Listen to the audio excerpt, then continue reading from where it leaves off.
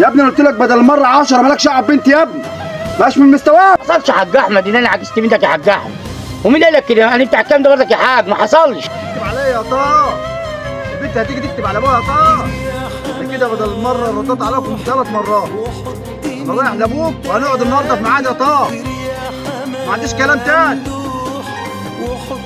يا عم قول لابويا، مش هقول لك اقول لابوك ولا لابوك، روح انا ما خدتش من ابويا اصلا. اشدي الحاج احمد جاي هيجلاش كده.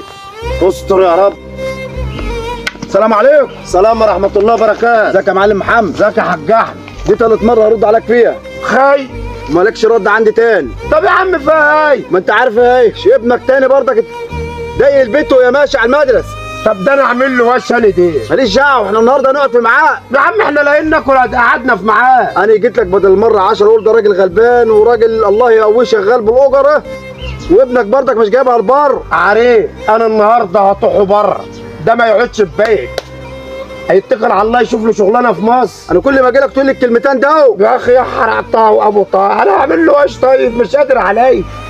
وبعدين اقول لا بيحبها يا اخي. يا اخي بيحبها البنت مش طايقاه. مش طايقاه يا اخي، خلاها تبص له وخلاص. تبص له كيف يا عم؟ هتبص له كيف يا عم؟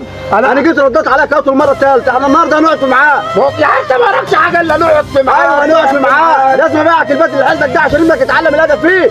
الادب عملت يا باي. هو اوضه بيت انا ماليش دعوه، لازم ابيعك الاوضه دي عشان ابنك يحترم نفسه بعد كده. وديني ما هقعده في البيت ومن غير سلام. روح يا عم الله يسهل لك بقى. ماشي يا طه.